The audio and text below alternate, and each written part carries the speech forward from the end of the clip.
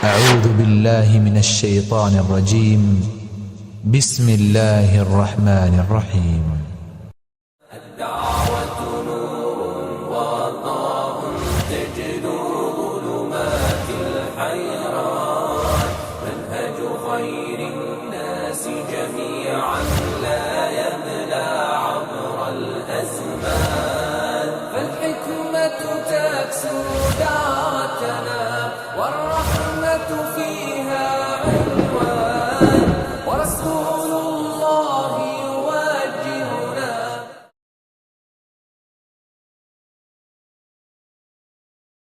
آج کلمہ پڑھنے والوں کی اکثریت اپنے خالق و مالک کو ناراض کر چکی ہے۔ کیا کبھی ابو بکر نے رسول اللہ کو سجدہ کیا؟ کیا کبھی عمر نے رسول اللہ کو سجدہ کیا؟ کیا کبھی عثمان نے سجدہ کیا؟ کیا کبھی مولا علی نے سجدہ کیا؟ سیدنا حسن نے کیا؟ سیدنا حسین نے کیا؟ اہل بیت میں سے کسی نے کیا؟ اصحاب رسول اللہ میں سے کسی نے کیا؟ نہیں کیا۔ تو یاد کیجئے یہ کفار کی تقلید ہے، تم خالق کا حق چھین کے غیر اللہ کو دے کر ظلم عظیم کر رہے ہو۔ اور جب بغیرتی انتہا کو پہنچی پھر محفل سما ہوئی، محفل ڈانس ہوئی، ڈانس کی محفل، ناچنے کی محفل ہوئی۔ 3 عورتیں ناچنے کے لیے سٹیج پہ آئی اور ناچتے ناچتے ان مشرکہ عورتوں نے اپنے تن کے پورے لباس کو اتار کے پھینک دیا۔ یہ خانقاہی دین زنا کا دین ہے، یہ خانقاہی دین مال کا دین ہے، پیسے کا دین ہے۔ لیکن ایک گناہ ایسا ہے، ایک خطا ایسی ہے، ایک جرم ایسا ہے کہ اگر کوئی انسان خالق و مالک کی عبادت میں، اس کی ذات و صفات و احکامات میں کسی اور کو ساجیدار، مرید ناچتے ناچتے باری مریدنیوں کی لے آتے ہیں، پھر مریدنی آتی ہے پیر کے ہاتھوں میں ہاتھ ڈال کے ناچتی ہے، اور ناچتے ہوئے فاطمہ الزہرا آواز لگا رہی ہے، جو غم بابا کی وفات سے میرے دل پہ ٹوٹا ہے، سورج پہ ٹوٹتا سورج اندھا ہو جاتا، پہاڑوں پہ ٹوٹتا پہاڑ ریزہ ریزہ ہو جاتے، چاند پہ ٹوٹتا چاند کی روشنی ختم ہو جاتی، جو غم فاطمہ پہ ٹوٹا۔ پیر کا نام ہے سلیم قادری، رہتا ہے گجرانوالہ میں۔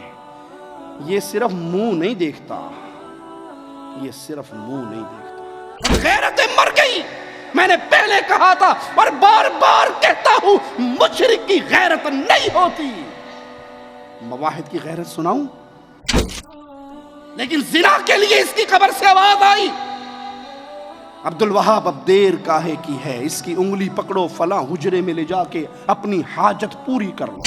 ایک پیر صاحب کا منظر ہمیں دیکھنے کو ملا، شاہ صاحب تشریف لائے، ان کے گاڑی سے اترنے کی دیر تھی کہ ان کے سامنے پوری جماعت حالت رکوع میں چلی گئی۔ قادری صاحب سے کسی نے سوال کیا، قادری صاحب نعلین کے اوپر یہ لکھنا، کہا کوئی حرج نہیں ہے، لکھا جا سکتا ہے۔ ہم کہتے ہیں 1 منٹ کے لیے بات مان لی کہ واقعی یہ پیارے نبی کے نعلین کا نقش ہے۔ ایک بابا جی کے کلپ کو میں نے دیکھا، وہ بابا واللہ برہنہ لیٹا، اس نے ستھن نہیں پہنی ہوئی ہے، بال اس کے بڑے ہیں، چہرہ اس کا کالا سیاہ ہے۔ سینما والے بورڈ لگا رہے ہیں، فلمی اداکاروں کا نام لکھ کے، فلاں فلاں فلمی اداکار کی فلم عید میلاد النبی کے موقع پہ 4 شو ہوں گے۔ بیوٹی پارلر والی لکھ رہی ہیں، پلکیں ہم سے سنوارو، آئی برو ہم سے بنواؤ۔ ایک حضرت کو ہم نے دیکھا، وہ بیٹھے ہوئے ہیں، ان کے مرید آتے ہیں، اپنے پیر کے قدموں میں سجدہ ریز ہوتے ہیں، اپنے پیر کے قدموں کو آ کر چومتے ہیں، اور چومنے کے بعد ان کے سامنے تھوڑے سے فاصلے پر ہو کر باری باری آ کر سجدہ کرتے ہیں۔ پیر کھڑا ہو جاتا ہے، مرید اس کے قدموں میں سجدہ ریز ہے۔ دلیل دینے کا عادی ہوں، دلیل لو مجھ سے۔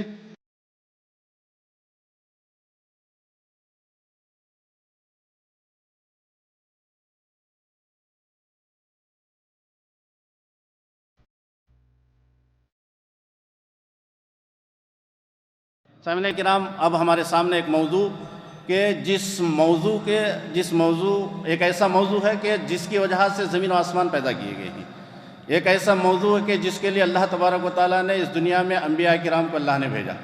یہ ایسا موضوع ہے کہ جس کے خاطر اللہ تعالیٰ نے کتابیں نازل کی ہیں.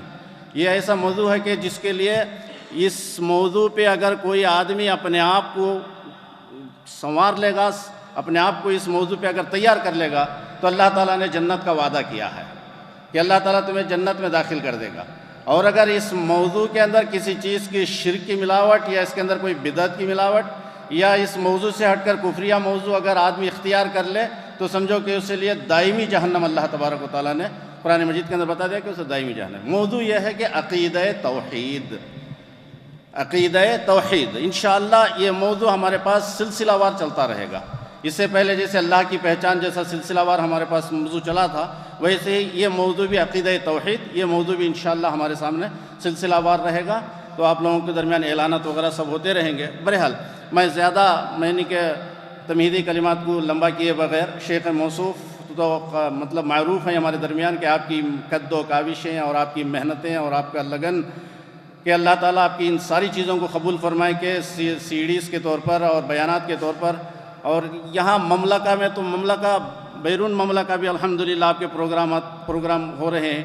حال ہی میں آپ کہ جرمن، اسپین اور دیگر ممالک وغیرہ، اٹلی وغیرہ جا کر وہاں پروگرام جو دے کر آئے ہیں. اللہ تعالیٰ آپ کی اس محنت کو قبول فرمائے اور آپ کی ہر کوشش کو اللہ تعالیٰ آپ کے میدان میں باعث حسنات بنائے. تو سامعین کرام انشاءاللہ اب ہمارے سامنے شیخ موصوف عقیدہ توحید پر ہمارے سامنے بحث کریں گے. شیخ موصوف کو میں دعوت دیتا ہوں کہ آپ اپنے موضوع کا آغاز کریں. ان الحمد للہ نحمده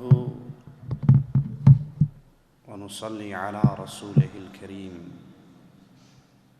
اعوذ باللہ من الشیطان الرجیم. بسم اللہ الرحمن الرحیم. ان الشرک لظلم عظیم.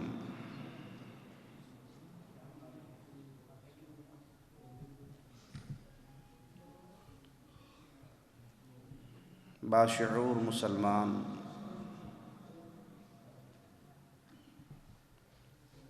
جب اپنے گرد و نواح میں نظر دوڑاتا ہے تو آج کا کلمہ گو مسلمان اسے ذلت کی دلدل میں پھنسا ہوا نظر آتا ہے. مسلمانوں کا خون اگر یہ کہا جائے کہ پانی سے زیادہ سستا ہو گیا ہے تو جھوٹ نہ ہوگا. اگر یہ کہا جائے کہ کلمہ پڑھنے والے انسانوں کو آج گاجر مولی کی طرح کاٹا جا رہا ہے تو مبالغہ نہ ہوگا. کلمہ پڑھنے والوں کے گھروں کو بند کر کے گھر والوں کو گھر سمیت جلا دیا جاتا ہے.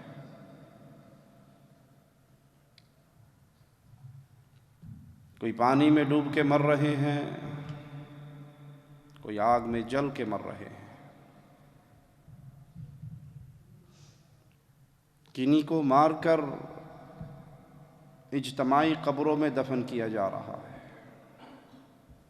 ذلت ہے جس نے ہر طرف سے گھیر لیا ہے.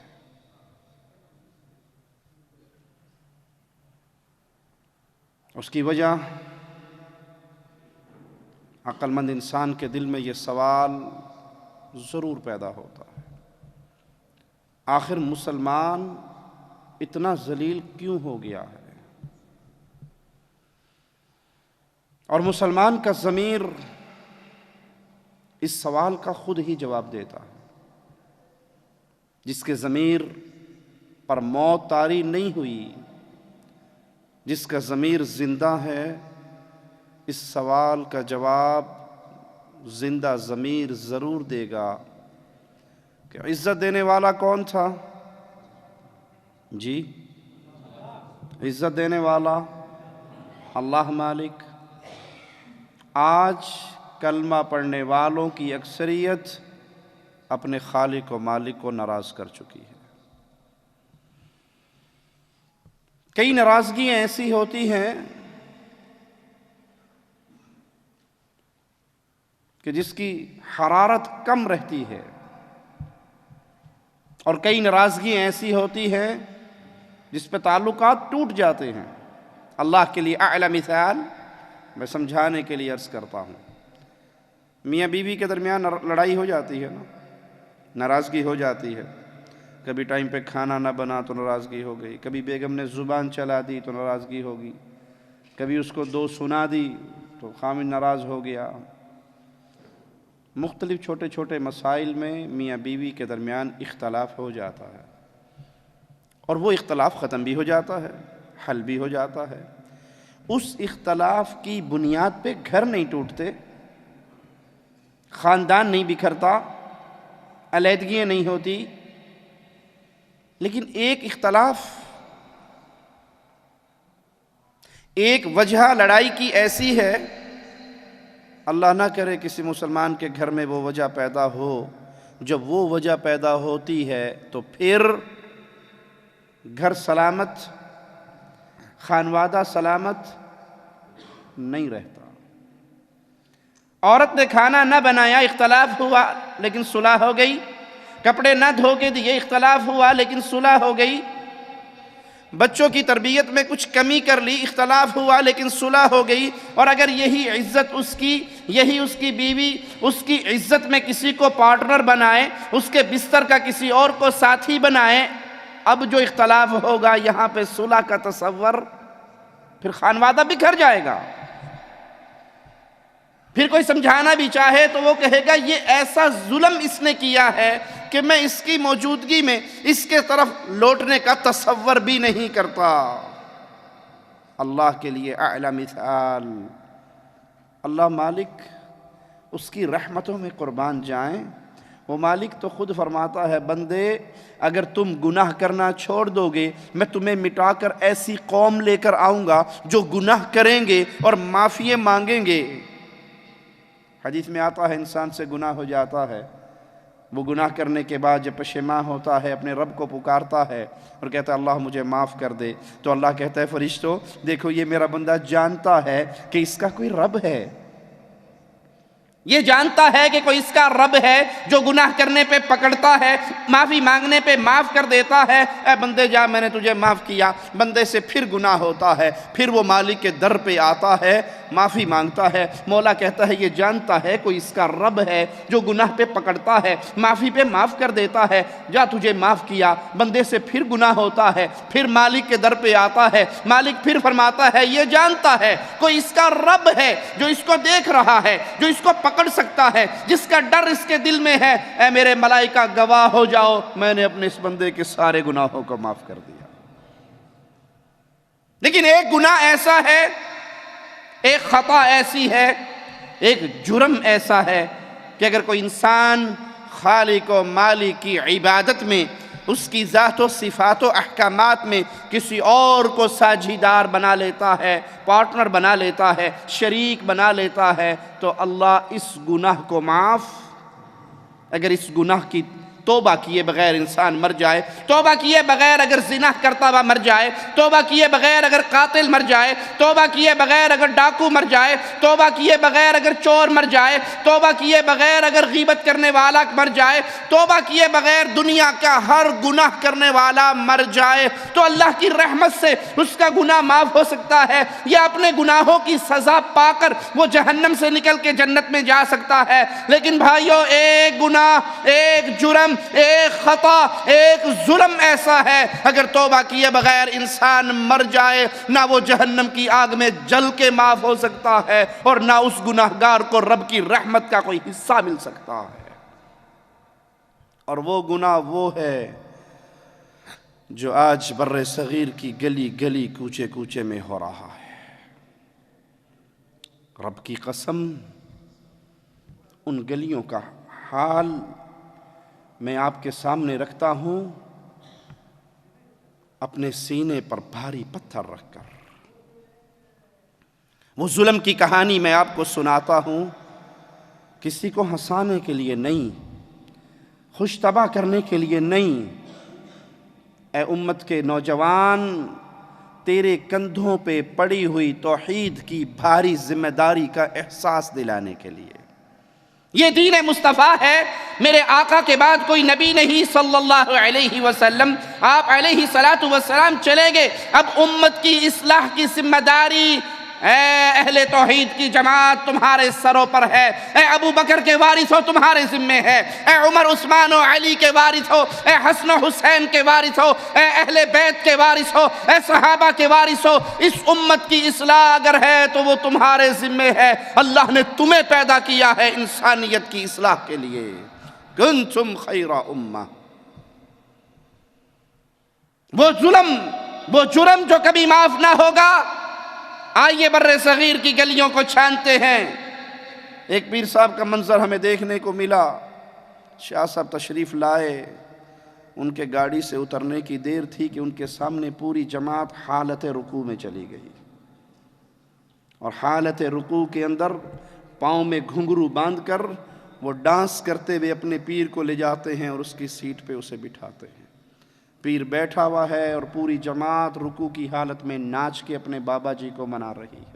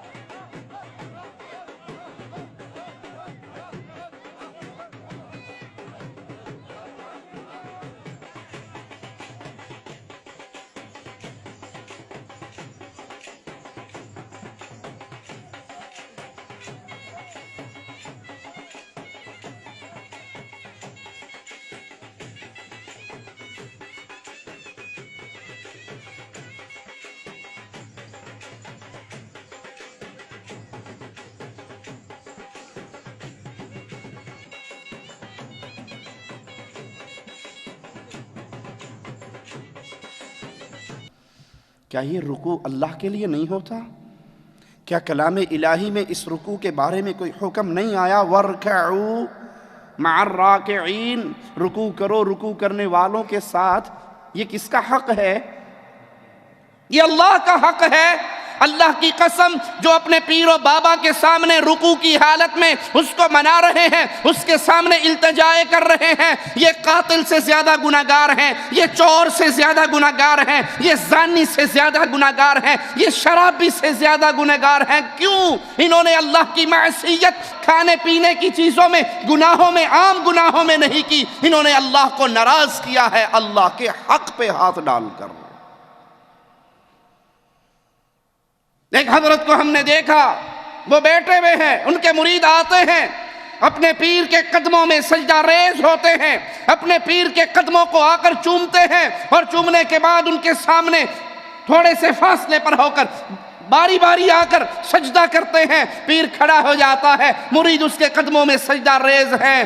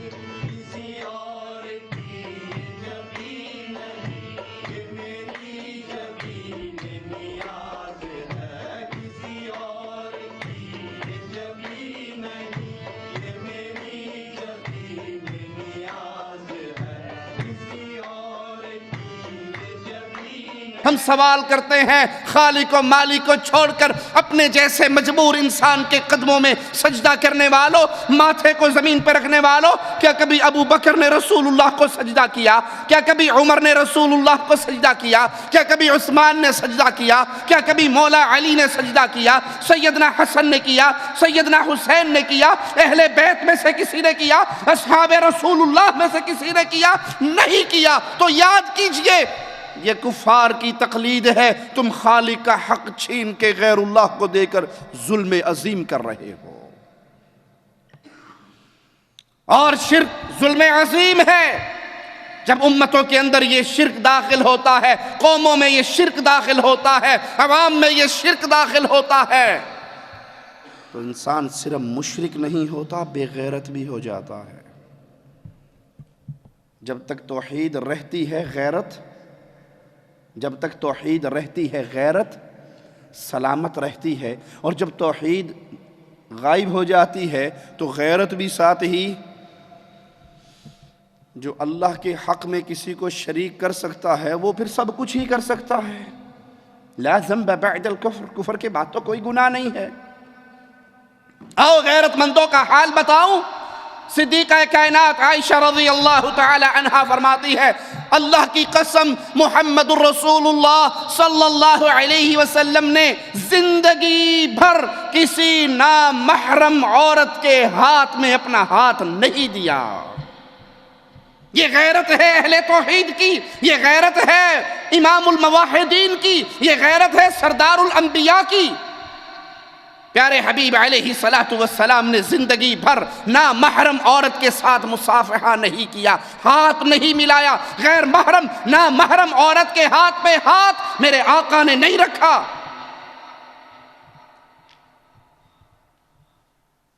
اور جب توحید مٹ جائے، جب شرک ڈیرے ڈال لے، پھر غیرتیں کیسے مرتی ہیں، آپ کو یہ منظر بھی دکھاتا ہوں۔ ایک پیر صاحب ڈانس کرتے ہیں، وجد میں آتے ہیں، اس کے سامنے اس کے مرید بھی وجد میں آتے ہیں، مرید بھی ناچتے ہیں۔ مرید ناچتے ناچتے باری مریدنیوں کی لے آتے ہیں، پھر مریدنی آتی ہیں، پیر کے ہاتھوں میں ہاتھ ڈال کے ناچتی ہیں، اور ناچتے ہوئے شاہ صاحب کے سینے سے لگ کر گلے مل جاتی ہے، اس کا ہاتھ چومتی ہیں، بغل گیر ہوتی ہے۔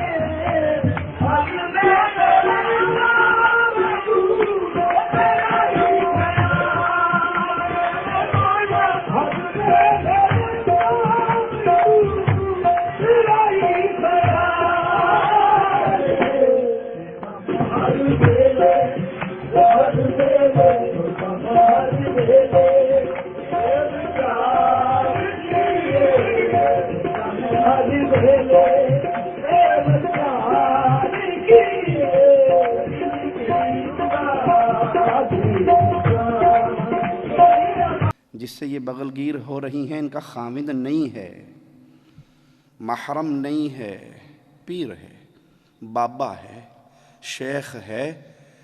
اسی لیے مولا و مالک نے مشرک اور زانی کا ذکر قرآن میں اکٹھا کیا ہے۔ مشرک سے نکاح مشرکہ ہی کرے گی، زانیہ سے نکاح زانی ہی کرے گا۔ یہ مشرک اور زانی اکٹھے قرآن میں کیوں بیان ہوئے؟ کیونکہ زانی کا ایک پہ گزارا، زانیہ کا ایک پہ گزارا، مشرکہ کا بھی ایک پہ گزارا۔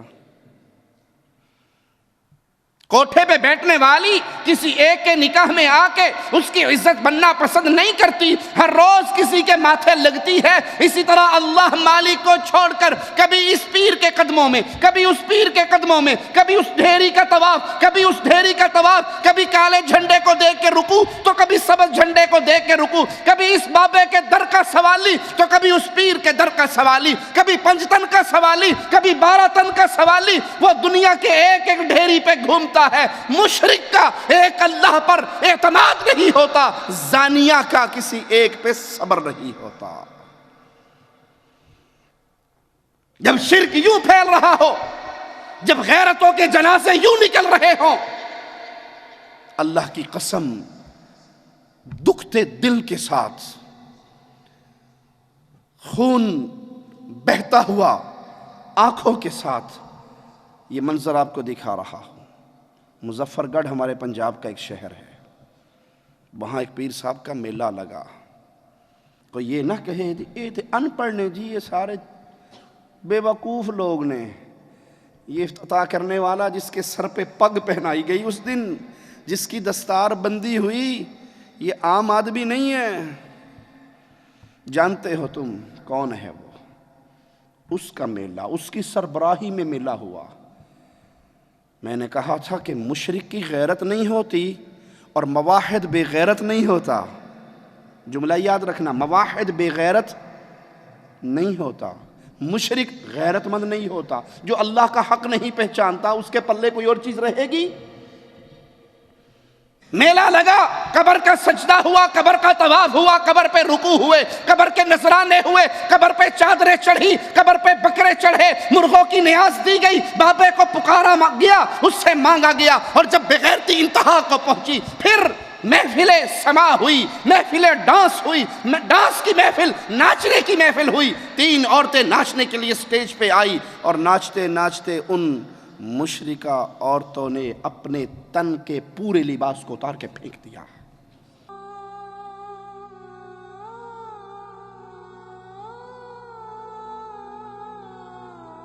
ماذا كان يصنع على تلك الديار؟ ماذا كان يصنع على تلك الديار؟ الجبار رحيم، لكنهم أغضبوا الجبار، لكنهم أغضبوا الجبار، لكنهم أغضبوا الجبار۔ يا الله، ماذا كان يصنع هؤلاء؟ يا الله، ماذا كان يصنع هؤلاء؟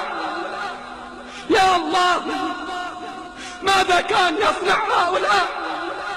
فالجبار رحيم، لكنهم أغضبوا الجبار۔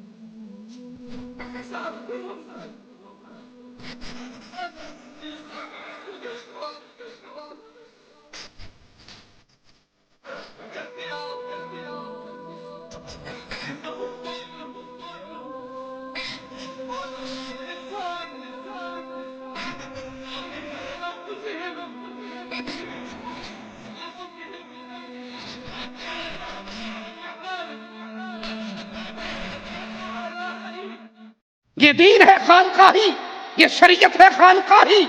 یہ قبر پرستوں کی شریعت ہے، یہ قبر پرستوں کا دین ہے، یہ غیرت مر جانے والوں کا دین ہے۔ بے پرد ہو کر، بے لباس ہو کر ان عورتوں نے دھمالے ڈالی اپنے پیر کو راضی کرنے کے لیے، مجمع کو راضی کرنے کے لیے۔ لوگ کہا کرتے تھے جی آپ تو ویسے ہی مزاروں کے خلاف بولتے ہیں، آپ تو مزارات کو ویسے ہی شرک کی فیکٹری کہتے ہیں۔ دیکھو اگر یہ مزارات غلط ہوتے، اگر یہ میلے غلط ہوتے، اگر یہ جائز نہ ہوتے، پیر کی کرامت اتنی بڑی ہے، ہزاروں کا مجمع لگتا ہے، ہزاروں لوگ آتے ہیں۔ یہ بابا غریب النواز کے میلے کے لیے پوری دنیا سے بسیں چلتی ہیں، پوری دنیا سے فلائٹیں لوگ پکڑ کے آتے ہیں۔ یہ بابا حجویری کے عرس پہ پوری دنیا سے لوگ آتے ہیں۔ یہ میلے سچے ہیں، یہ مزارات سچے ہیں، اسی لیے تو ہزاروں لوگ جمع ہیں۔ اور ہم تب کہا کرتے تھے، اور آج اہل شرک نے ہمارے جملوں پہ مہر لگا کر دکھا دی کہ یہ پیروں کی کرامتیں نہیں ہیں، یہ عورتوں کی کرامتیں ہیں جو لوگ یہاں پر اکٹھے ہوتے ہیں۔ یہ زنا کے لیے آنے والے، یہ بدکاری کے لیے آنے والے، یہ شراب کے لیے آنے والے، یہ پاؤڈر، ہیروئن، چرس، افیون کے لیے آنے والے ہیں، یہ پیروں فقیروں کے لیے آنے والے نہیں۔ اور مظفر گڑھ کے میلے میں میڈیا نے دکھایا، ARY چینل نے دکھایا، دنیا ٹی وی نے دکھایا کس طرح بے حیا مشرکہ عورتوں نے اپنے لباس کو اتار پھینکا اور ننگے ہو کے ڈانس کیا۔ جب شرک کی یہ کیفیت ہو، جب بے غیرتی کا یہ بازار گرم ہو، تو کیا آسمان سے فرشتے اتریں گے؟ عزت کا ڈنکا بجے گا یا ذلت کی دلدل میں امت اور گرے گی؟ شرک ظلم عظیم ہے، سب سے بڑا ظلم کائنات میں، اس سے بڑا کوئی ظلم نہیں۔ سب سے بڑا ظلم اللہ کے ساتھ شرک کرنا ہے۔ ظلم کہتے کس کو ہے؟ کسی چیز کو اس کی مخصوص جگہ سے اٹھا کر کسی اور جگہ پہ رکھ دینا، وہ زیادتی کی صورت میں ہو یا کمی کی صورت میں ہو، ظلم کہلاتا ہے۔ عدل و انصاف یہ ہے کہ ہر چیز کو اس کے مقام پہ رکھا جائے، اور ظلم یہ ہے کہ کسی چیز کو اٹھا کر اس کے مقام سے کسی اور جگہ پہ رکھا جائے، اور جہاں رکھا جائے وہ کمی کر کے یا زیادتی کر کے رکھا جائے۔ دونوں صورتوں میں ظلم ہے۔ ہم کہتے ہیں کہ فلاں قاضی بڑا ظالم ہے۔ کب کہا جاتا ہے یہ کہ قاضی ظالم ہے؟ جب قاضی کے پاس کوئی فیصلہ جائے اور وہ فیصلہ حق کے مطابق نہ کرے، یعنی اس کو حق دے دے جس کا حق نہ ہو، تو کیا کہا جائے گا؟ یہ قاضی ظالم ہے، اس نے ظلم کیا کہ جو جگہ فیصلے کی تھی وہ اٹھا کر اس نے کسی اور کے حوالے کر دی، حقدار کو اس کا حق نہیں دیا۔ اسی طرح عبادت کس کا حق ہے؟ جی عبادت کس کا حق ہے؟ حق اللہ علی العباد ان یعبدوہ، یہ اللہ کا حق ہے بندوں پر کہ بندے اللہ کی عبادت کریں۔ وحق العباد علی اللہ، اور مواحد بندوں کا اللہ پر اس کی رحمت سے یہ حق ہے جو اللہ کی عبادت میں کسی کو شریک نہیں ٹھہرائے، اللہ اس کو جہنم کی آگ کا عذاب نہیں دے گا۔ اللہم اجعلنا منہم ومعاہم وفیہم۔ اللہ اپنے فضل سے ہمیں اپنے ان پیاروں میں شامل فرما دے جو تیری عبادت میں کسی کو شریک نہیں بنائیں گے، اور تو اپنی رحمت سے ان کے چہروں کو جہنم پہ حرام کر دے گا۔ عبادت حق ہے خالص اللہ کا۔ کیوں؟ اس نے لوگوں کو پیدا کیا، وہ خالق ہے، وہ مالک ہے، وہ رازق ہے، وہ ماں کے پیٹ کے 3 پردوں کے پیچھے اندھیروں میں رزق دیتا رہا، وہ ماں کے پیٹ سے باہر نکال کر رزق دیتا رہا۔ زندگی اس نے دی، عزت اس نے دی، جوانی اس نے دی، خالق و مالک و رازق اللہ ہے۔ تو وہ اللہ حق رکھتا ہے کہ عبادت صرف اس کی جائے۔ اس کی عبادت کی کوئی قسم، جملے پہ غور کرنا، اس کی عبادت کی کوئی قسم اگر اللہ کے علاوہ کسی اور کے لیے کی جائے گی تو یہ کیا کہلائے گا؟ یہ ظلم ہے، یہ ظلم ہے۔ سجدہ اللہ کے لیے، کسی پیر بابا کے لیے نہیں، رکوع اللہ کے لیے۔ یہ لڈی پارٹی بنا کر پیروں کے سامنے رکوع کی حالت میں ڈانس کرنا، ناچنا، ان کو راضی کرنا ظلم ہے، کیونکہ حق اللہ کا تھا اور دے دیا کسی اور انسان کو۔ غیر اللہ کی عبادت کرنے والا اللہ کا حق غیروں کو دے کر ظلم کر رہا ہے، غیر اللہ کی عبادت میں شریک کر کے اللہ کی شان میں کمی کر رہا ہے، یہ ظلم ہے۔ اللہ کی شان میں کمی کر رہا ہے غیروں کو اللہ کا پارٹنر بنا کر۔ اللہ کے لیے اعلی مثال، آج دنیا کے نظام میں کسی ملک کے عام آدمی کو آپ بادشاہ کہنا شروع کر دو، اس کے نام کے ساتھ بادشاہ والے القابات لگانا شروع کر دو، سی آئی ڈی والے مہمان بنا کے لے جائیں گے یا چھوڑ دیں گے؟ جی لے جائیں گے، بھلے آپ نے مذاق کیا ہو، آپ نے مذاق کیا، اس بیچارے کا کام ہو گیا۔ کیوں؟ کہ یہ عام آدمی ہے، اس کو بادشاہ والا مقام لگتا ہے کوئی سازش کر رہا ہے، اٹھا لو اس کو، یہ بادشاہ کے حق پہ ڈاکہ ڈال رہا ہے۔ ساری کائنات اللہ کے سامنے مجبور اور حقیر ہے یا نہیں؟ وہ شہنشاہ اعظم جو قیامت کے دن زمین و آسمان کو اپنی انگلیوں پہ حرکت دے گا اور کہے گا کون ہے؟ لمن الملک، آج کس کی بادشاہت ہے؟ آج کون شہنشاہ ہے؟ این الجبارون، کہاں گے دنیا کے تکبر کرنے والے، بڑائی کا وعدہ لگانے والے کہاں ہیں؟ دنیا کے بادشاہ کہاں ہیں؟ کوئی جواب دینے والا نہیں ہوگا، وہ خالق و مالک خود جواب دے گا، للہ۔ آج ساری بادشاہت اللہ کے لیے جو تنہا ہے، قہار ہے۔ غیر اللہ کو اٹھا کر اللہ کا شریک بنانا، اللہ کی شان میں کمی کرنا ہے، اور یہ ظلم ہے۔ مخلوق کی عبادت کرنا، مخلوق کی شان کو بڑھانا ہے، مخلوق کی عبادت کرنا ان کی شان کو بڑھانا ہے، اور یہ بھی ظلم ہے۔ اسی لیے محمد الرسول اللہ صلی اللہ علیہ وسلم نے کیا کہا تھا؟ لا تطرونی کما اطرت النصارى عیسی ابن مریم، لوگوں مجھے ایسے نہ بڑھانا جیسے عیسائیوں نے عیسیٰ ابن مریم کو بڑھایا۔ انا عبدہ، انا عبدہ، دہرائیے میرے ساتھ، انا عبدہ، میں کس کا بندہ ہوں؟ کس نے کہا؟ جس سے پیارا کوئی پیدا نہ ہوا ہے، نہ ہوگا، نہ قیامت تک ہو سکتا ہے۔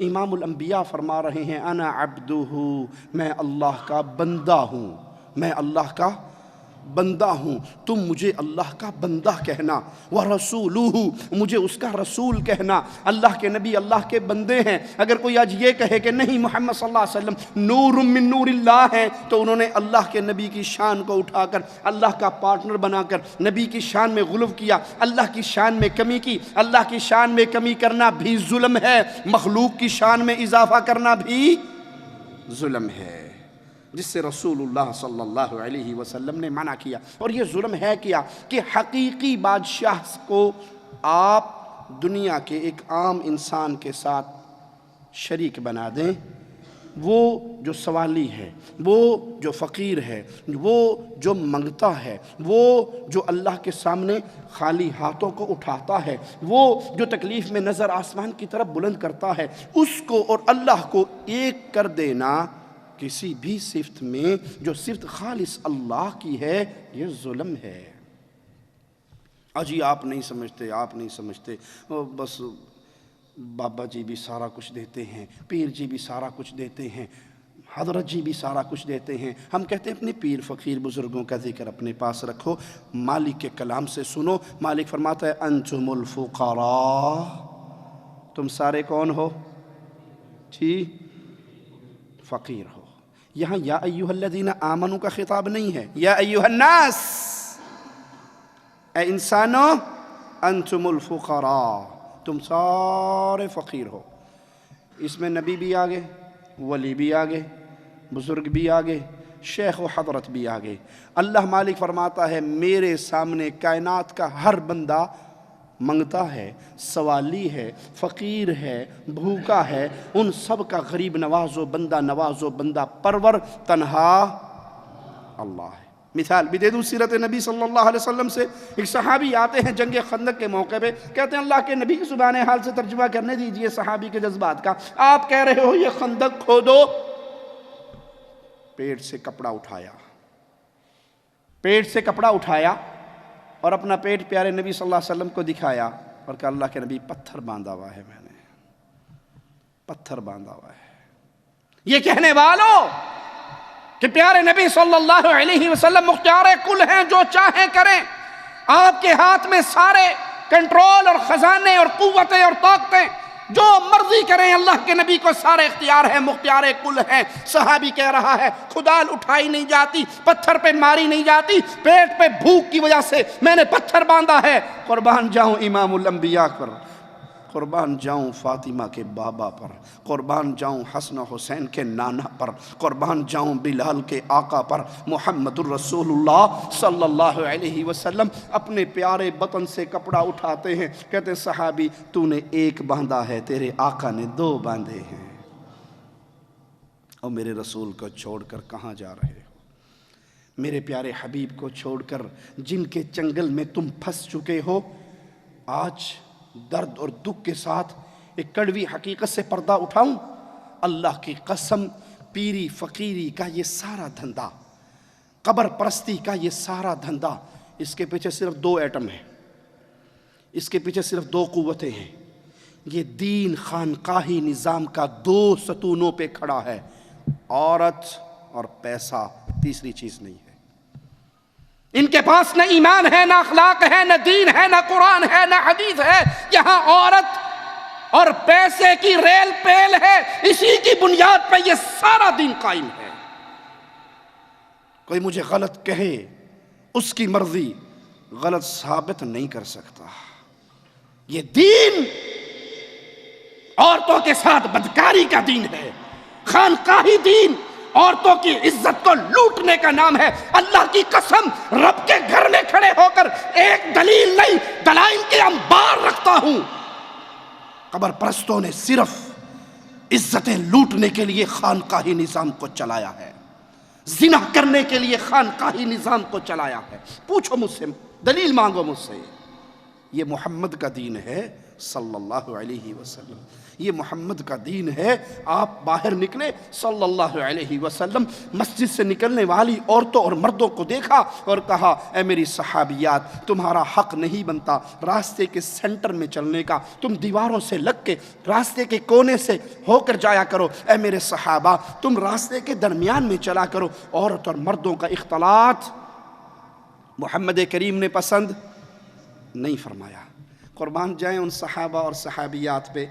پیارے حبیب کے صحابی فرماتے ہیں اس کے بعد ہم نے عورتوں کو دیکھا وہ دیواروں سے ایسے چمٹ کے چلا کرتی تھی، ان کے دوپٹے دیواروں کے پتھروں میں اٹک جایا کرتے تھے۔ یہ دین مصطفیٰ ہے، یہ دین محمد ہے جو عورت کی عزت سکھاتا ہے، غیرت سکھاتا ہے، عورت مردوں کے اختلاط کو برداشت نہیں کرتا۔ اور یہ دین خانقاہی کی تصویر بھی دیکھ لو، پیر جی جا رہے ہیں، حضرت جی جا رہے ہیں بڑے پیر کے عرس پہ، جانے والے کا نام ہے عبد الوہاب شعرانی، جس کے عرس پہ جا رہے ہیں اس کا نام ہے بدوی کبیر، لکھنے والے ہیں احمد رضا خانی۔ احمد رضا خان اپنی کتاب ملفوظات میں اس پورے قصے کو نقل کرتے ہیں، جس سے ہمارے دعوے پر دلیل ثابت ہوگی کہ خانقاہی نظام، قبر پرستی کا نظام، مزارات کا نظام صرف عورت کے حصول کا ایک ذریعہ اور مال کمانے کا ایک ڈھونگ ہے۔ راستے میں ایک عورت پہ کنیز پہ نظر پڑ گئی شعرانی صاحب کی، جب قبر پہ پہنچے حاضری دی، بابا جی کو سلام کیا، تے بابے نے تھلوں پوچھیا چنگی لگی؟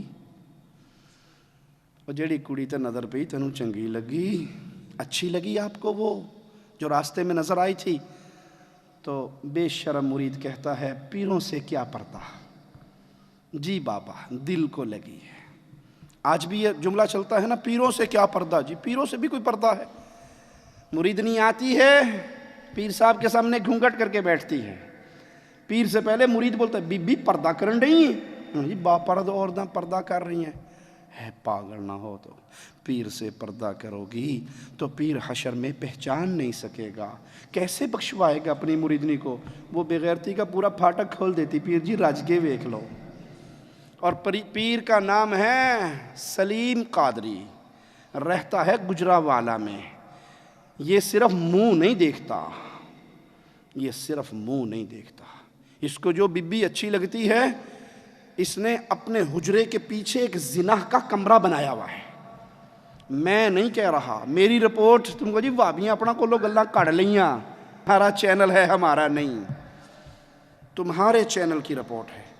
سلیم صاحب کہتے ہیں جی کیوں آئی ہو بی بی جی؟ کہتے ہیں یہ اولاد نہیں ہو رہی، چلو اچھا پچھلے کمرے میں جا کے بیڈ پہ لیٹو تو میں ایک تعویذ رکھنے آؤں گا, میں تعویذ رکھ کے نکل جاؤں گا, اور پھر ایک اور بڑے حضرت آئیں گے, وڈا بابا آئے گا, وہ وڈا بابا تجھے تھوڑے بہتے ہاتھ پاؤں لگائے گا تو ٹینشن نہیں لینا, پیر سے کیا پردہ, پیر سے بھی کوئی پردہ ہے, اس کے بعد تجھے بیٹا ہو جائے گا. اور یہ خبیث ایک دروازے سے نکلتا دوسرے سے داخل ہو جاتا. اس طرح 300 عورتوں کے ساتھ اس نے زنا کیا, بدکاری کی. صرف یہاں پہ رکا نہیں, ان 300 عورتوں کی ویڈیو بھی بنائی. فوٹیج دکھاتے ہیں جو اس طرح کے جعلی پیر پتہ نہیں پاکستان کے طول و ولد میں اس طرح کے عمل کر رہے ہوتے ہیں اور عورتوں کو اور دوسرے لوگوں کو کس طرح بہکا رہے ہوتے ہیں. یہ فوٹیج دیکھیے, اس کے بعد واپس آئیے اسی پروگرام میں.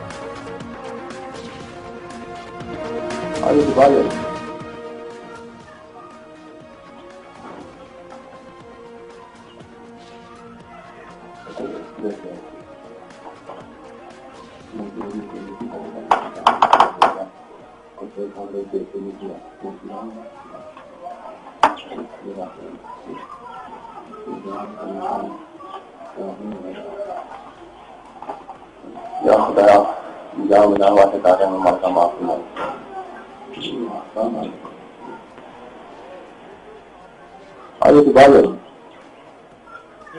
نور کی برسات ہے اور یہاں سے بیٹے بھی ملیں گے اور بانج پن بھی دور ہوگا. اس کے بعد جو ہے وہ ایک تعویذ بنایا کرتا تھا اور تعویذ کو جو ہے وہ خاتون کے پشت کے نیچے رکھتا تھا. اور ہم نے آپ کو اب تک یہ اس لیے دکھایا کیونکہ یہ اس میں کوئی ایسا نہیں, صرف انہوں نے خاتون نے پورے کپڑے پہنے ہوئے ہیں اور اس کی پشت کے نیچے یہ جعلی پیر, اس طرح کے ہزاروں جعلی پیر پاکستان میں ابھی بھی تعویذ رکھتے ہیں. اس کے بعد اللہ کا نام وہ لیتا تھا اور آپ نے سنا خداوند تعالیٰ کے نام کی آیات وہ بولتا تھا اور اس کے بعد ایک مکروہ فعل کرتا تھا. اور یہ ان تمام مردوں اور سسرالیوں کے لیے ایک لمحہ فکری ہے جو اپنی عورتوں کو پریشرائز کرتے ہیں, اس طرح کے پیر و فقیروں کے پاس بھیجنے کا موجب بنتے ہیں جو بعد میں گناہ کی دلدل میں پھنس جاتی ہیں اور ذلت اور رسوائی ہے پوری پوری نسل کے لیے. یہ اگر ہم واپس آئیں پروگرام میں تو آپ کی ملاقات کرواتا ہوں اس جعلی پیر سے, اس سو کالڈ پیر سے, یہ جو سب کچھ کرتا رہا اور اہل محلہ کی بغیرتی کی انتہا ہے کہ وہ یہاں سب کچھ ہوتا رہا اور وہ دیکھتے رہے, اس میں مرد عورت سب شامل ہیں اور یہ سب ایک بحیثیت قوم شاید ہم بہت بے حس ہو چکے ہیں. یہ دیکھتے ہیں اس کی انٹرویو اس پیر کا اور اس کو واپس آتے ہیں اسی پروگرام میں.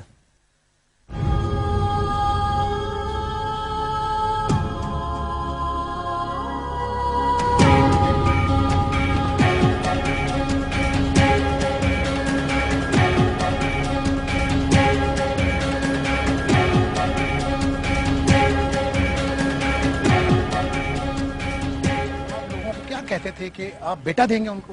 نہیں سر, میں سال پہلے سر دام بند کر دیا, پچھلے روزوں میں سر میں نے بند کر دیا تھا کام سارا. جی سر. ہاں سر پتہ نہیں کتنی خواتین کو آپ نے اپنی زندگی کا نشانہ بتائیں؟ ہمارے پاس 27 کی مووی ہے. بس سر جتنی آپ کے پاس ہے اس سے پہلے بھی کوئی میڈیا آیا, کیا کیا آپ نے؟ نہیں سر, پہلے جب میرا کارڈ گم ہوا تھا میموری کارڈ, ہمارے کارڈ آپ کا ملا, پھر بندوں نے ان کو 40,000 روپیہ دیا ہے, انہوں نے پورا ڈاٹا ضائع کر دیا. اسی سے پتہ کسی نے پھر اپنے پاس رکھا ہوا تھا. جی آج اس نے پھر دوبارہ آپ کے پاس بھیج دیے. آپ مانتے ہیں آپ سے غلطی ہوئی, اللہ کو اب رمضان شروع ہو گیا ہے, آپ سمجھتے ہیں اللہ سے معافی مانگتے ہیں؟ جی سر, میں نے سر پچھلے روزوں کا میں اللہ سے معافی مانگ رہا ہوں. اس کے بعد میں نے تام درود بند کر دیا, میں کرتا نہیں.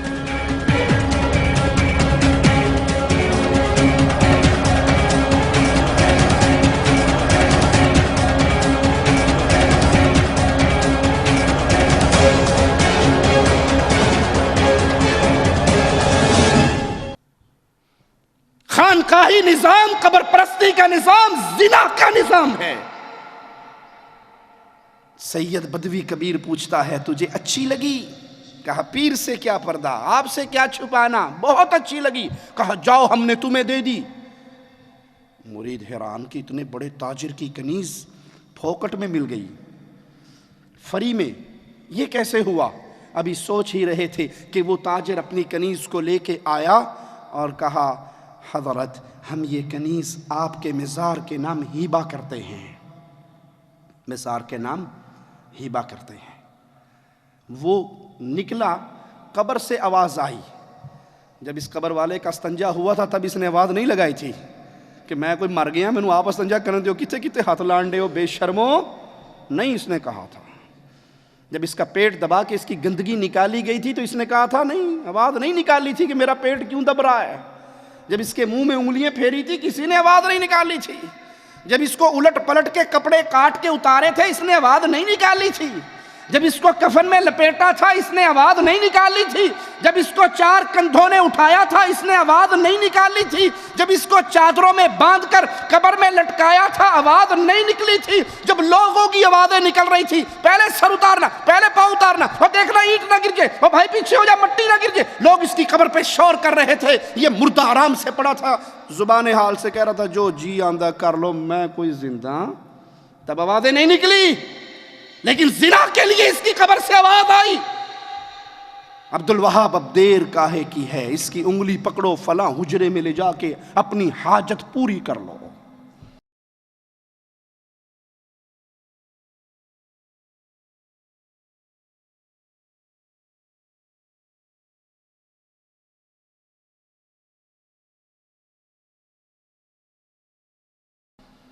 یہ خانقاہی دین زنا کا دین ہے، یہ خانقاہی دین مال کا دین ہے، پیسے کا دین ہے۔ قبروں پہ پڑے ہوئے غلے، چندہ باکس چھوٹے چھوٹے نظر آتے ہیں، اوپر سے صرف وہ چھوٹا سا اور نیچے پورا کمرہ ہوتا ہے، اوپر مرید ڈال رہے ہیں، نیچے مرید نکال رہے ہیں۔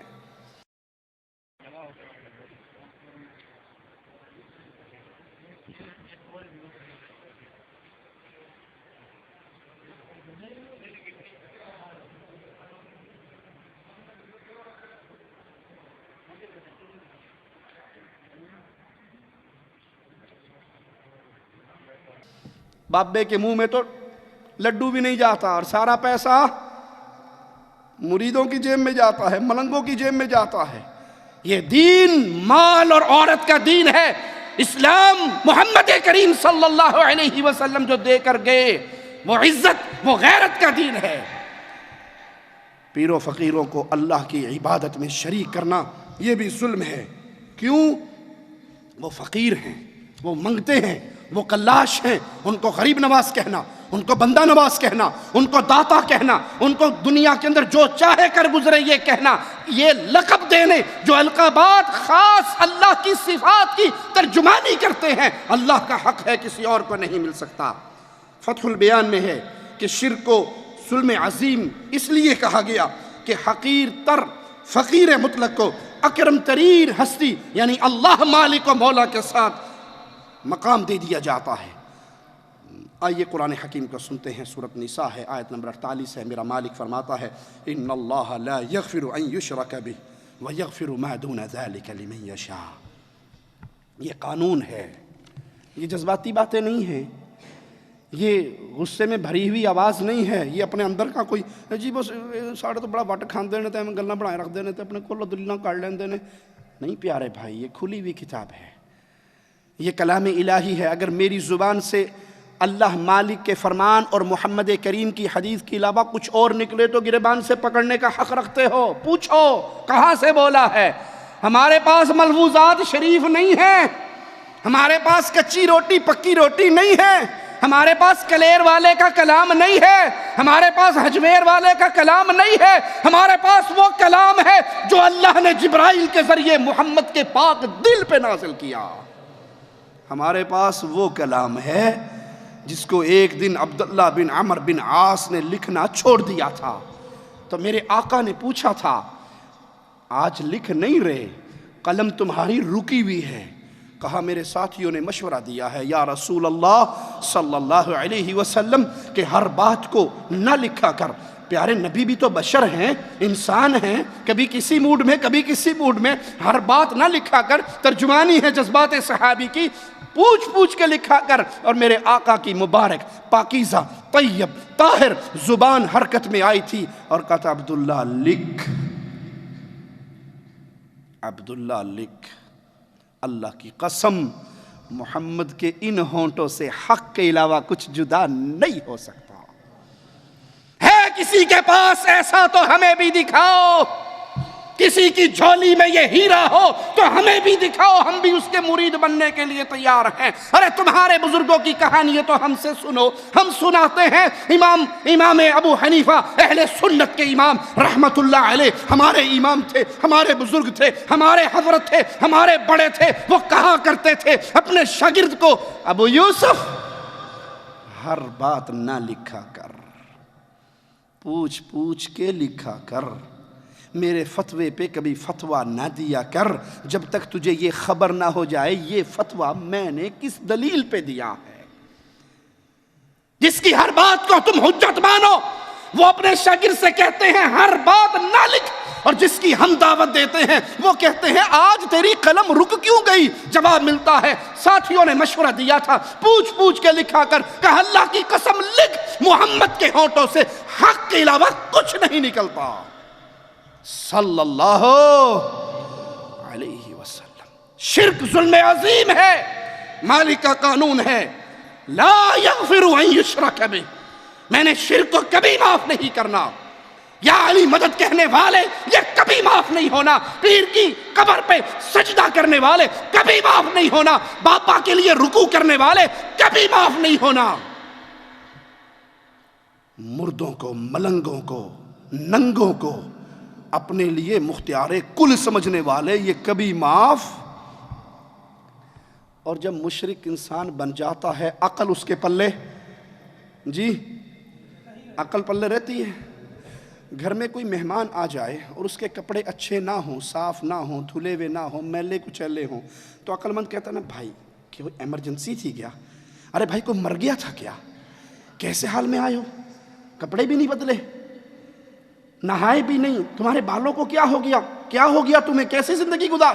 عقل سلامت ہو تو اپنے کسی پیارے کے کپڑے میلے دیکھے جا سکتے؟ بچوں کے بال بڑے ہوئے ہوں تو باپ صبر کر لیتا ہے، جی کٹواتا ہے نا، صفائی ستھرائی کا خیال رکھتا ہے۔ اور جب انسان مشرک بن جاتا ہے تو جس کے لمبے بال دیکھتا ہے، لمبی مونچھیں دیکھتا ہے، اس کو بغیر سوتھن کے دیکھتا ہے، کالا سیاہ دیکھتا ہے، وہیں ہاتھ باندھ کے بڑا جاتا ہے، بابا جی بڑے نہیں، بابا جی ساڑھے اولاد ہوئے گی یا نہیں ہوئے گی؟ پتہ لگتا ہے بابے دے اپنے گھر کوئی شے نہیں سی، تو آنو کی دینا ہے۔ کیوں؟ عقل بہت بڑی چیز ہے، اور عقل صرف اہل توحید کے پلے ہوتی ہے، مشرک کے پلے وگرنہ اللہ کی قسم دلیل دینے کا عادی ہوں، دلیل لو مجھ سے۔ ایک بابا جی کے کلپ کو میں نے دیکھا، وہ بابا واللہ برہنہ لیٹا ہوا ہے، اس نے ستھن نہیں پہنی ہوئی ہے، بال اس کے بڑے ہیں، چہرہ اس کا کالا سیاہ ہے، جو قمیض گلے میں ہے وہ بھی میرا خیال ہے کم از کم 2 سال تو ہو گئے ہوں گے نہیں اتاری ہوگی، اتنی سیاہ ہوئی ہے، اور عورتوں کا جم کھٹا ہے۔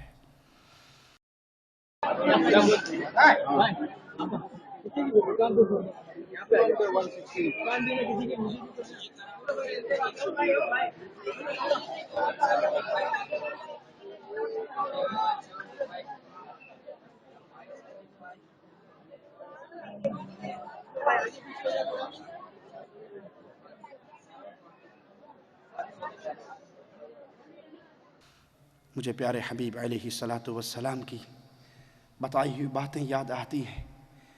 قرب قیامت جب دجال نکلے گا، مسلمان کیا کریں گے؟ عورتوں کو گھروں میں بند کر کے باہر جایا کریں گے، عورتوں کو گھر میں تالا مار کے۔ کیوں؟ کہ کہیں ہمارے پیچھے یہ گھر سے نکل کے دجال کے فتنے کا شکار نہ ہو جائے۔ کمزور ہوتی ہے نا، کمزور ذہن ہوتا ہے، کمزور عقل ہوتی ہے، دین میں بھی کمزور ہوتی ہے، تو مسلمان اپنی عورتوں کی حفاظت کے لیے تالے مار کے جائیں گے کہ دجال کے پیچھے لگ کے کہیں یہ عورتیں گمراہ نہ ہو جائیں۔ ارے وہ دجال تو بہت کچھ ساتھ لے کے آئے گا، اس کے ساتھ تو فتنے ہوں گے، اور یہ دجال جو آج لاہور کی گلیوں میں گھوم رہے ہیں، ملتان کی گلیوں میں گھوم رہے ہیں، ان کے پلے تو کچھ، ان کے پلے کچھ نہیں، بڑی پہنچی سرکار نے جی، ہم پہنچے ہوئے ہوتے تو ستھن تو پا لیتے یار، یہ تو اتنے بیچارے گئے گزرے ہیں کہ انہیں شلوار پہننے کی تمیز نہیں، تم نے ان کو پتہ نہیں کہاں پہنچا دیا ہے۔ وہ دجال تو بہت کچھ فتنوں کے ساتھ ہوگا، یہ بغیر فتنے والے دجال کے پیچھے لگ کے عورتوں کا جمکٹا ہے جو ان ننگے بابوں کے پاؤں دبا رہی ہیں، اور غیرتیں مر گئی۔ میں نے پہلے کہا تھا اور بار بار کہتا ہوں، مشرک کی غیرت نہیں ہوتی، मवाहिद की गैरत सुनाऊं?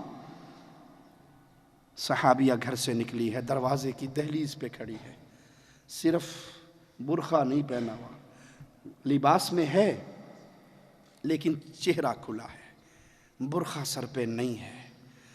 आने वाला गैरतमंद घोड़े का सवार है, वहीं से नेज़ा उठाता है मारने के लिए।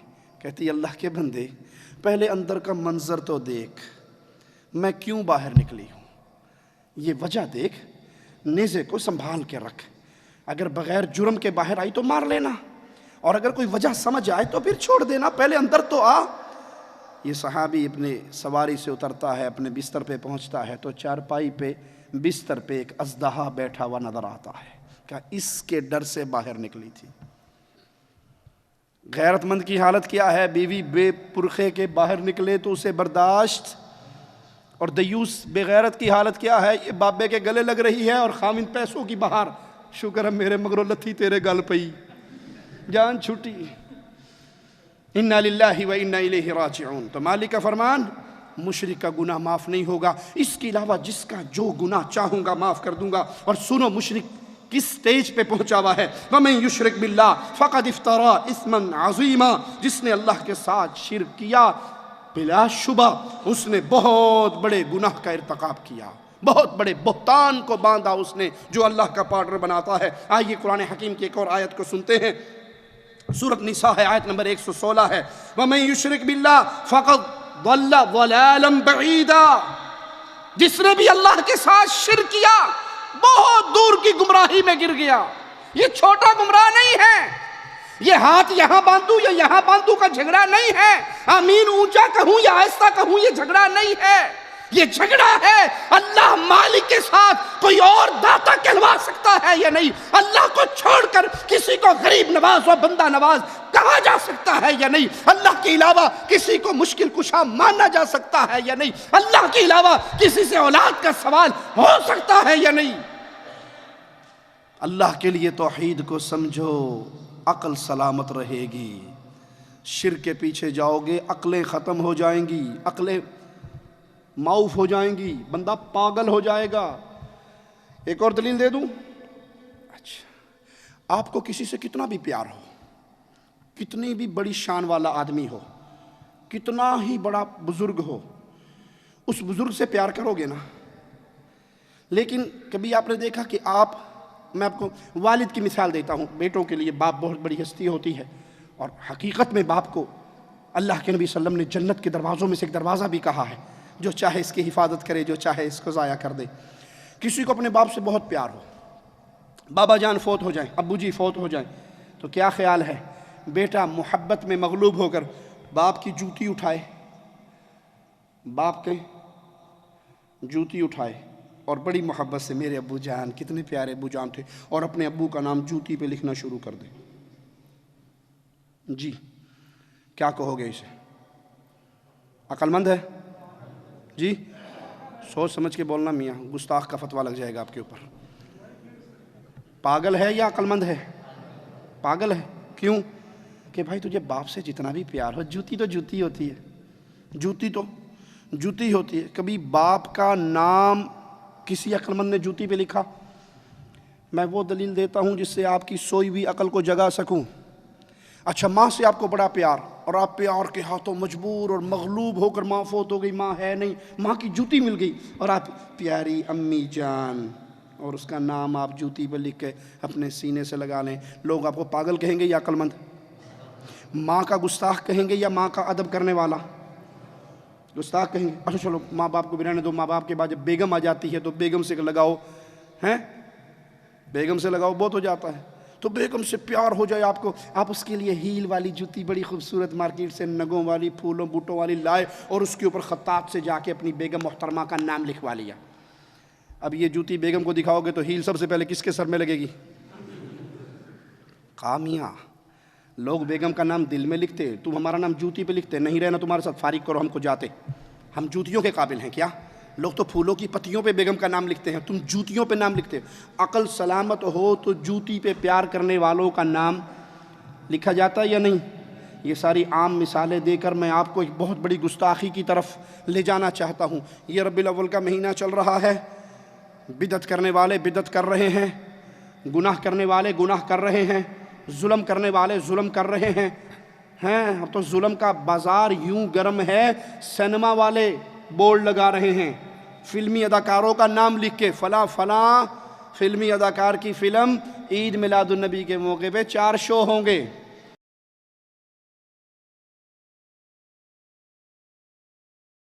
بیوٹی پارلر والی لکھ رہی ہیں، پلکیں ہم سے سنوارو، آئی برو ہم سے بنواؤ۔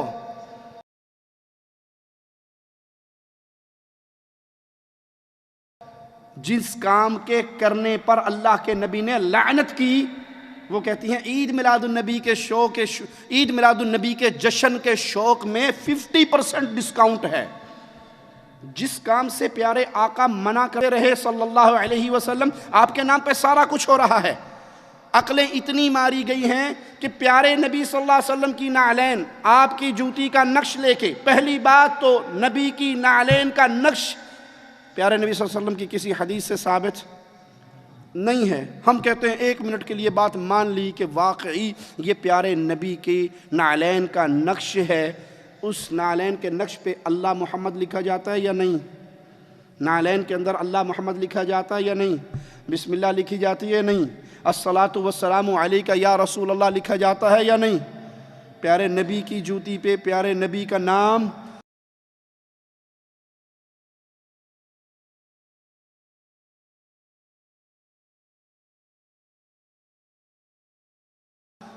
لکھا جاتا ہے، اور کیوں نہ لکھے؟ قادری صاحب سے کسی نے سوال کیا، قادری صاحب نعلین کے اوپر یہ لکھنا، کہا کوئی حرج نہیں ہے، لکھا جا سکتا ہے۔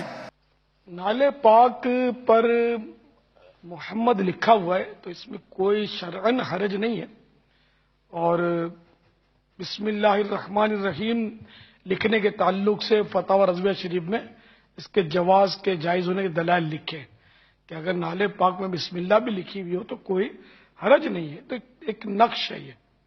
اور جیسے بزرگوں نے کتابوں میں، پرانے بزرگوں میں کتابوں میں نالے پاک کے نقش ڈالے کہ ایسا نقش تک، ایک نالے پاک کا نقش نہیں ہے، مختلف نالین کا نقش ہے۔ ایک ہی طرح کی نالے پاک زندگی بھر آپ نے صلی اللہ تعالی علیہ وآلہ وسلم اپنے قدموں سے لگائی ہو، یہ نہیں ہے، مختلف ہیں نقشے۔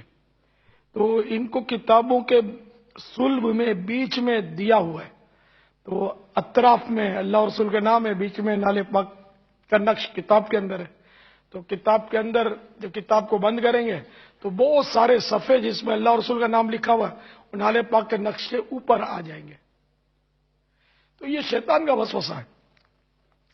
اچھا، اب میں جیسا آپ کو بتاؤں کہ قرآن کریم ہے، اس سے افضل تو کوئی کتاب نہیں ہے، انڈرسٹوڈ ہے۔ قرآن کریم کا جو اوپر کا گتا ہوتا ہے اس پر کچھ نہ کچھ نقش و نگار بنے ہوتے ہیں، پھول بیل بوٹے وغیرہ بنے ہوتے نہیں بنے ہوتے؟ اچھا، یہ بنے ہوئے ہوتے ہیں۔ اب یہ بتائیے کہ ایک عام پودا ہے، اس کے پھول کا نقش بنایا، یہ فضیلت والا ہے یا پیارے محبوب صلی اللہ تعالی علیہ وآلہ وسلم کی نالے پاک یعنی جوتی مبارک کا نقش فضیلت والا ہے؟ ہر عقل مند سمجھ سکتا ہے کہ ہم پھول کی تصویر کو چومتے سروں پہ نہیں رکھتے، نالے پاک کی تصویر کو، عکس کو، خاکے کو ہم سروں پہ رکھتے ہیں، اور ہم کہتے بھی ہیں جو سر پہ رکھنے کو مل جائے نالے پاک کے حضور تو پھر کہیں گے کہ ہاں تاجدار ہم بھی ہیں۔ یہاں اوریجنل نال کے بارے میں غالباً تخیل ہے۔ تو یہ نقش مبارک جو ہے تصویر نالے پاک کی، یہ ظاہر ہے کہ مطلب پھول اور بیل بوٹوں سے تو افضل ہے ہی ہے۔ تو جب یہ قرآن کریم پر بنائی جا سکتی ہے تو نالے پاک اگر کسی نے بنا دی تو اس پر کیا حکم شرعی لگے گا؟ اگرچہ نہ بنائی جائے اس لیے کہ پھر لوگوں میں ایک بحث کا دروازہ کھلے گا، ورنہ شرعن تو اس پر کوئی حکم تو نہیں لگے گا نا۔ اچھا، سرکار صلی اللہ تعالی علیہ وآلہ وسلم کے قدم مبارک کا تلوہ جس میں متغر کا جو قدم مبارک ہے، اس کا جو تلوہ ہے، گوشت شریف کا جو تلوہ، جیسے پاؤں کے تلوے آپ کے ہمارے ہوتے ہیں، تو تلوہ یہ یقیناً کائنات کی ہر شے سے فضیلت والا ہے۔ مولانا حسن رضا خان حسن علیہ رحمۃ اللہ فرماتے ہیں کہ آسماں گر تیرے تلووں کا نظارہ کرتا، روز ایک چاند تصدق میں اتارا کرتا۔ تو ایسا مبارک تلوہ، اس تلوے سے بھی تو نالے پاک بوسے لیتی تھی، لپٹتی تھی جوتی مبارک۔ تو ایسی فضیلت والے حصے پر ایک عام سادہ چمڑے کی جوتی کی یہ جرت کہ یہ لپٹتی تھی، تو سرکار صلی اللہ تعالی علیہ وآلہ وسلم اس کو اجازت دیتے تھے، وہ لپٹا لیتے تھے، اپنے قدم چومنے کی اجازت مرحمت فرماتے تھے، ہے نا۔ تو یوں سرکار صلی اللہ علیہ وسلم کے جسم اقدس سے تو لگے اور سرکار کا نام اس کے نقش پر نہ لکھا جائے۔ ہم کہتے ہیں پھر آج سے ایک جوتی لے لو جو قادری صاحب کے قدموں میں ہے، اور اس پہ قادری صاحب کی تصویر بنا کے لگا دو ساری دنیا میں، ملا دیو۔ جب تم اپنے قادری کی تصویر جوتی پہ دیکھو گے، غصہ آئے گا یا پیار آئے گا؟ عقل مندوں سے سوال ہے، جن کی عقل سلامت ہے، اپنے پیر صاحب کی تصویر، پیر صاحب کا نام جب تم جوتی پہ دیکھو گے، غصہ آئے گا یا پیار آئے گا؟ غصہ آئے گا، کہو گے ہمارے بابا کی توہین ہو گئی، ہمارے پاپا کی توہین ہو گئی۔ ارے ظالموں، شرک نے تمہیں کتنا اندھا کر دیا، تم محمد کریم کا نام پیارے نبی کی نالین پہ لکھتے ہو، اس سے بڑی بھی کوئی گستاخی ہوگی؟ ارے مصطفیٰ کا مبارک نام تو قرآن کے حروف میں ہے، قرآن کے الفاظ میں ہے، قرآن کی زینت ہے۔ جس نبی کا نام قرآن کی زینت تھا، تم نے اس نبی کے نام کو اٹھا کر جوتی کی زینت بنا دیا، اور ابھی ابلیس کا فتویٰ اس پہ لگاتے ہو جو تمہارے طرح کی بے غیرتی نہیں کرتا۔ اس کو کہتے ہو کہ آج سارے جہان والے خوشی منا رہے سوائے ابلیس کے۔ ابلیس نبی کی وفات پہ خوش ہوتا ہے، ابو بکر غمگین ہے، عمر غمگین ہے، عثمان غمگین ہے، علی غمگین ہے، حسن غم میں ہے، حسین غم میں ہے، عائشہ غم میں ہے، حفصہ غم میں ہے، بلال غم میں ہے، فاطمہ غم میں ہے۔ فاطمہ کہہ رہی ہے، فاطمہ تو زہرا آواز لگا رہی ہے، جو غم بابا کی وفات سے میرے دل پہ ٹوٹا ہے، سورج پہ ٹوٹتا سورج اندھا ہو جاتا، پہاڑوں پہ ٹوٹتا پہاڑ ریزہ ریزہ ہو جاتے، چاند پہ ٹوٹتا چاند کی روشنی ختم ہو جاتی، جو غم فاطمہ پہ ٹوٹا۔ تمہاری شرک کرنے کی وجہ سے عقلیں ایسے ماری گئی۔ ارے نبی صلی اللہ علیہ وسلم کی جوتی پہ گندگی لگتی تھی یا نہیں؟ حدیث یاد ہے آپ کو؟ پیارے نبی نماز پڑھا رہے تھے، دوران نماز اپنی جوتی اتار دی تھی، صحابہ نے سب نے اتار دی تھی۔ آپ نے پوچھا میرے صحابہ تم نے کیوں اتاری؟ کہا اللہ کے نبی صلی اللہ علیہ وسلم آپ نے جو اتاری۔ کہا مجھے تو جبرائیل نے آ کے خبر دی تھی، مجھے جبرائیل نے آ کے خبر دی تھی کہ آپ کی جوتی کے نیچے گندگی لگی ہے، میں نے تو اس لیے اتاری۔ اے میرے صحابہ جب مسجد میں آؤ تو اپنی جوتی کو زمین پہ رگڑ لیا کرو، زمین پہ مسل لیا کرو تاکہ جو گندگی لگی ہو وہ اتر جائے۔ پیارے نبی کی جوتی پہ تو گندگی لگتی تھی، تم نے اس جوتی کی پوجا کرتے ہوئے میرے نبی کی ایسی گستاخیاں شروع کر دی کہ اللہ کا نام اور میرے نبی کا نام پیارے نبی صلی اللہ علیہ وسلم کے نالین پہ لکھنا شروع کر دیا۔ حق یہ ہے جب شرک کیا جاتا ہے عقل سلیم فوت ہو جاتی ہے، اور جب عقل ختم ہو جائے تو انسان اسی طرح کے جاہلوں کے کام کرتا ہے۔ آئیے مالک کا فرمان سنتے ہیں۔ میرا مولا فرماتا ہے قُلْ تَعَالَوْا أَتْلُ مَا حَرَّمَ رَبُّكُمْ عَلَيْكُمْ أَلَّا تُشْرِكُوا بِهِ شَيْئًا۔ پیارے نبی صلی اللہ علیہ وسلم اعلان کر کے ان کو سنا دیجئے، آؤ میں تمہیں وہ کام پڑھ پڑھ کے سناؤں جو تمہارے رب نے تم پہ حرام کر دیے ہیں، اور ان کاموں میں سے ایک کام یہ ہے کہ اللہ کے ساتھ، اپنے رب کے ساتھ کسی کو شریک نہ بنانا، اللہ کے ساتھ کسی کو اس کا پارٹنر نہ بنانا۔ اللہ سے دعا ہے اللہ ہمارے گناہوں کو معاف فرمائے، اللہ ہماری خطاؤں کو معاف فرمائے، اللہ ہماری سیاہکاریوں کو معاف فرمائے، اللہ ہمیں ایمان پہ باقی رکھے، اللہ ہمیں توحید پہ باقی رکھے، اللہ ہمیں غیرت ایمانی پہ باقی رکھے، اللہ ہمیں اس ایمان کا، اس توحید کا غیرت مند سپاہی بنائے اور ہماری زندگی گزرے اسی لا الہ الا اللہ کے پیغام کو نشر کرتے ہوئے گزرے۔ اس پیغام کے لیے اپنی جان، اپنا مال، اپنی قوتیں، اپنی زبانیں، اپنی ایک ایک صلاحیت صرف کرنے کی توفیق عطا فرمائے۔ اقول قولی ھذا واستغفر اللہ لی ولکم ولسائر المسلمین فاستغفروہ انہ هو الغفور الرحیم۔ لا الہ الا اللہ محمد رسول اللہ علیہ صلاة اللہ وآلہ والأحبہ